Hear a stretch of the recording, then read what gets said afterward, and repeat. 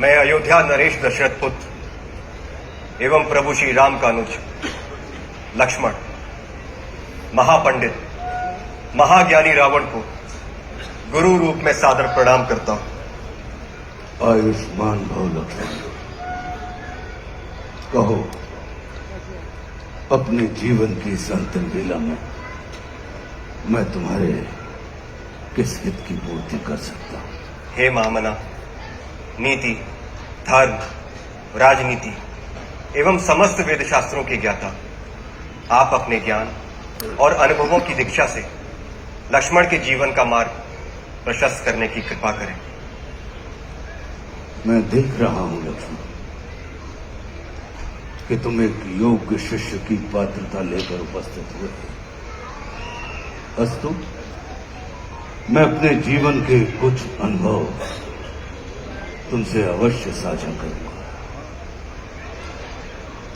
हे सुमित्रा नंदन, अहंकार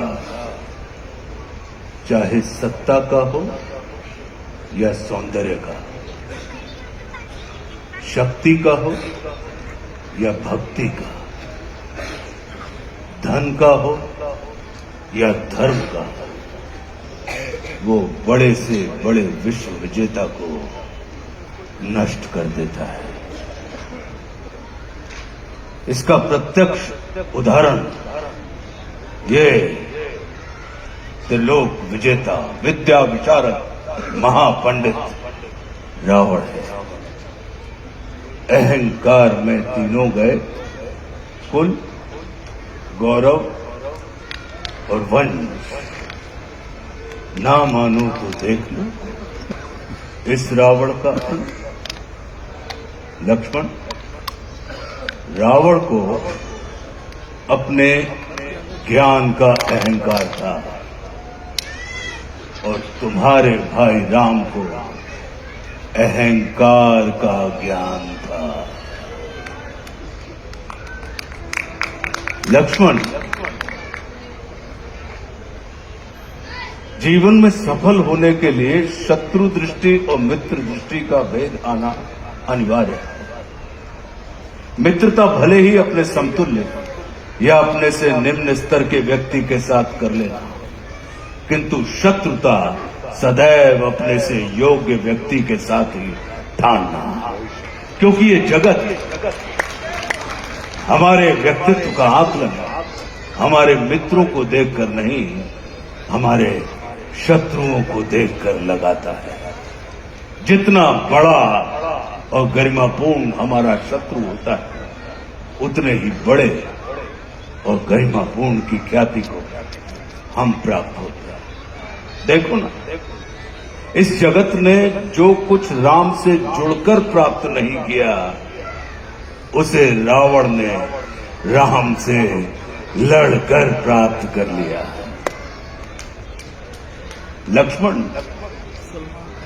वे हमारे शत्रु ही होते हैं जो हमारे अंदर सुप्त पड़ी हुई ऊर्जा को जागृत करने का कार्य करते हैं।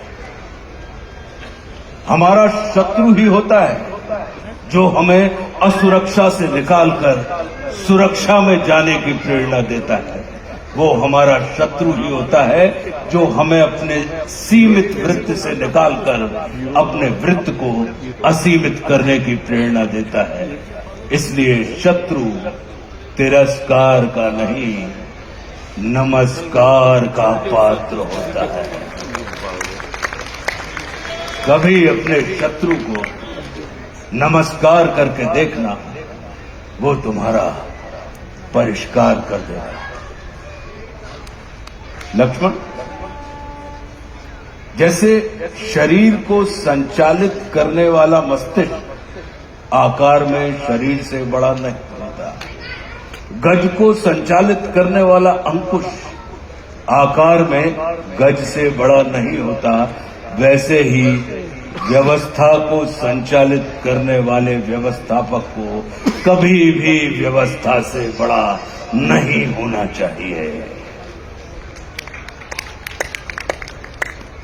ये सारा नीति ज्ञान तुम्हारे भाई श्री राम तुम्हें स्वयं दे सकते थे, किंतु उन्होंने तुम्हें मेरे पास भेजा। जानते हो क्यों? लक्ष्मण, मेरी संस्कृति असुर की है, लेकिन मैं प्रकृति से एक तपस्वी हूं, साधक। और किसी भी व्यक्ति को अपने अंतिम समय में अपनी संस्कृति के अनुसार नहीं, अपनी प्रकृति के अनुकूल कर्म करने चाहिए, तब उसे मृत्यु नहीं, मुक्ति प्राप्त होती है। और राम रावण को मारना नहीं, तारना चाहते हैं। तभी तो उन्होंने मेरे अंतिम समय में मेरी प्रकृति के अनुकूल उपदेशात्मक कर्म करवाकर मेरी मुक्ति के मार्ग को प्रशस्त कर दिया।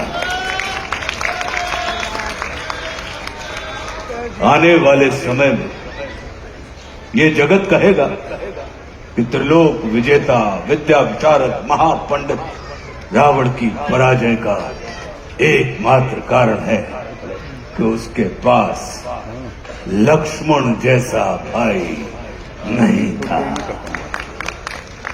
लेकिन इस जगत को ये स्मरण रखना चाहिए कि लक्ष्मण जैसा भाई प्राप्त करने के लिए व्यक्ति को रावण नहीं, स्वयं राम बनना पड़ता है। सदैव अपने भाई राम के अनुगामी रहना।